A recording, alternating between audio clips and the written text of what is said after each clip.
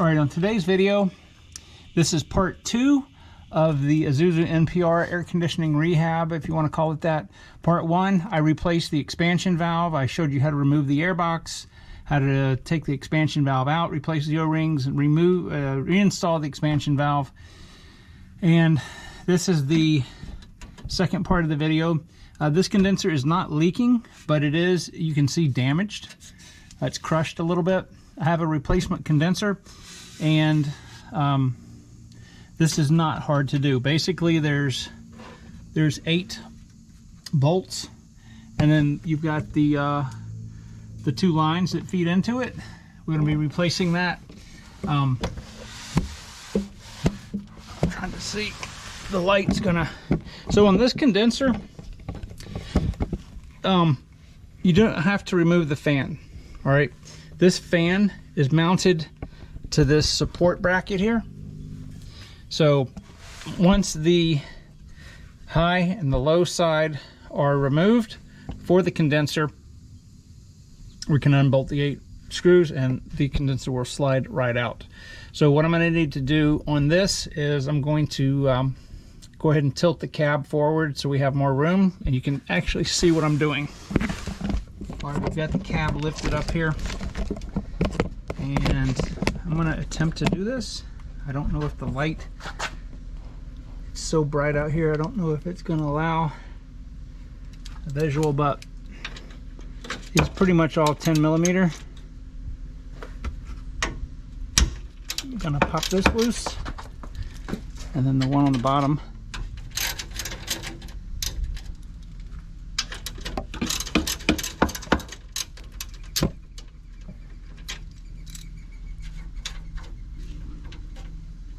Now obviously I have there's no pressure in it because I just did the expansion valve, but if you're just doing the condenser, then please make sure that there is no refrigerant in the system. Okay, bolts come out. There's going to be an O-ring on here on each side. You can tap just like that, just very gently if you wish, because it's probably, if it's the original one, it's probably going to be pretty tight.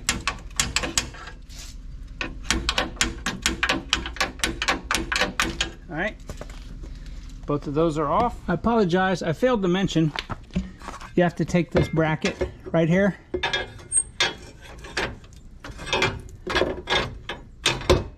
You have to take this bracket off. There's 2 12 millimeter nuts here, and then on the back through the fan there's 2 10 millimeter nuts, and that allows the condenser to slide out.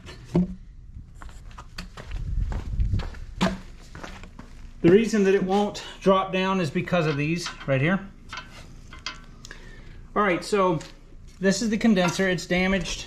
It does not leak, but the problem is this is the bottom third of the condenser is the most important part, because as the vapor comes in here, it starts condensing into a liquid, and the bottom third is where most of the liquid is going to flow out, and because it's restricted, we have an issue here.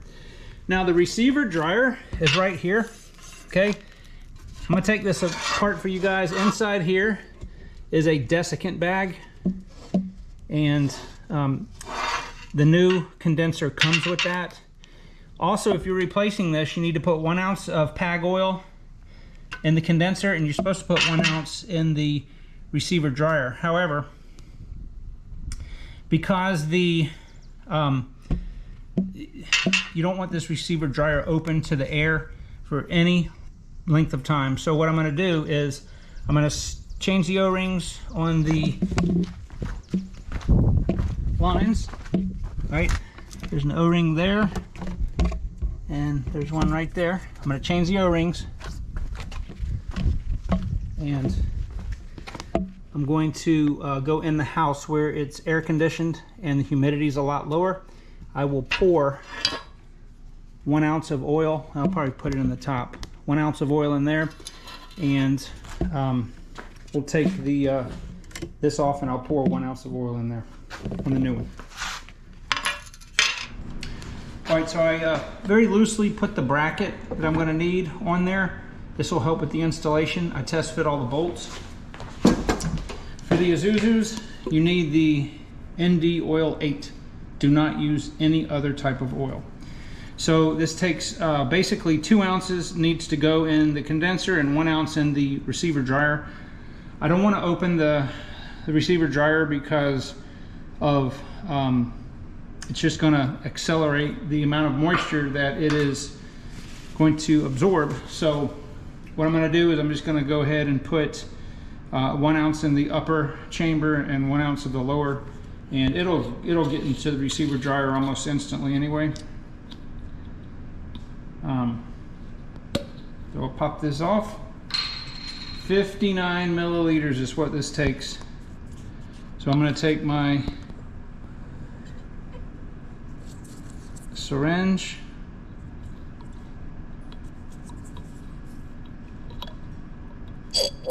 make sure this is accurate.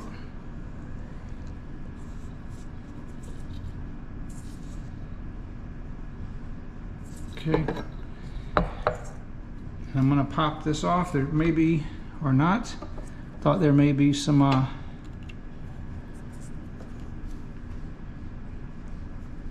nitrogen in there, but there's not.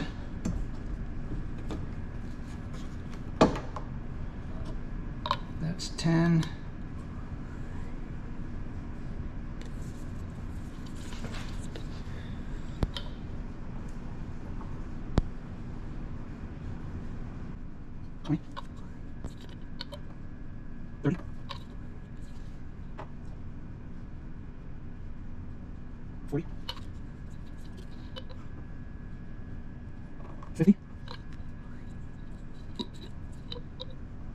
All right, there's 59 milliliters, just 2 ounces.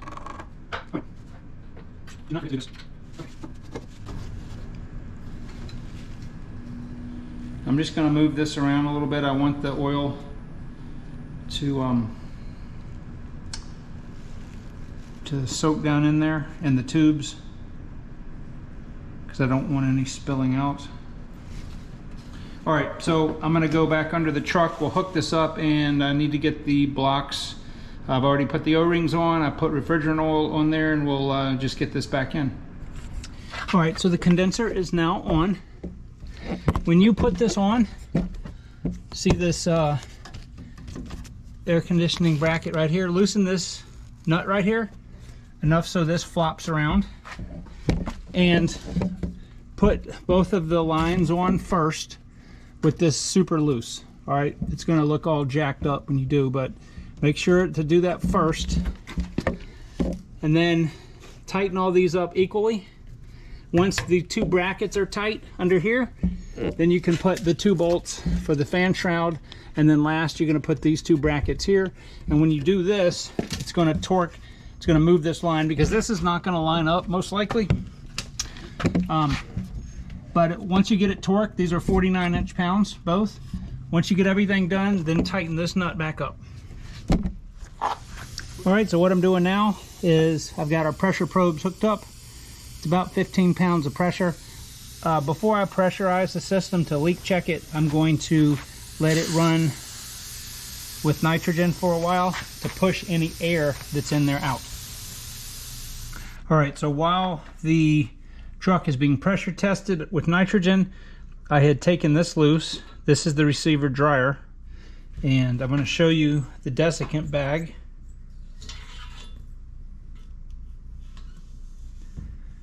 Okay.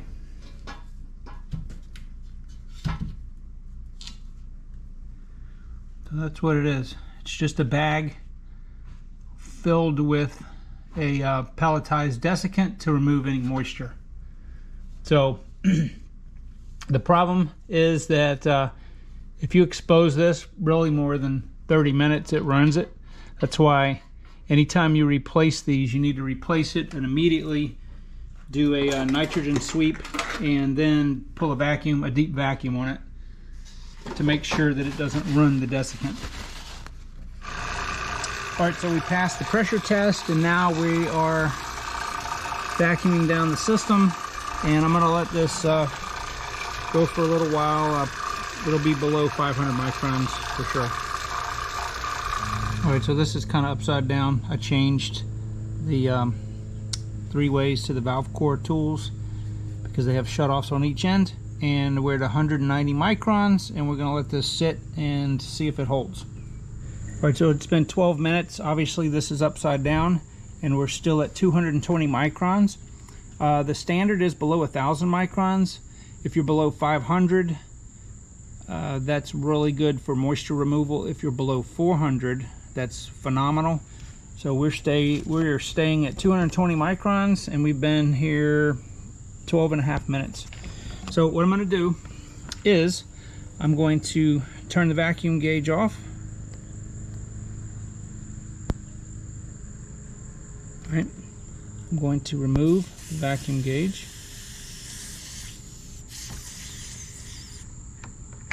Okay.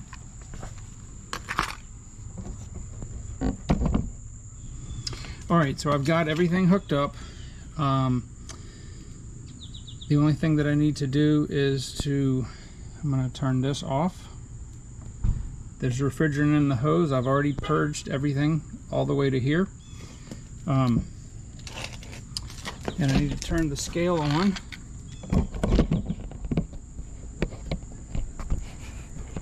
I don't know if you guys are going to be able to see this. So we need 440 grams. So we'll zero that out. Okay, so I'm going to open this, and then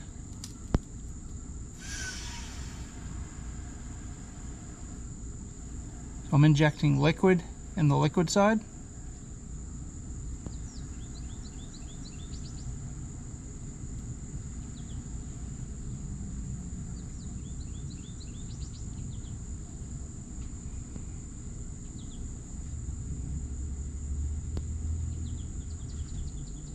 Perfect. 440 grams. Well, here. So I'm turning this off. That'll remain off. We've got our probes hooked up, and we see in our pressures we have 96 and 101. So we're going to let that stabilize just a minute before we crank the truck up and see what kind of air we get. Alright, so our pressures right now are 31 on the low side, 271 on the high side. Before, this would climb up almost to 400, 425.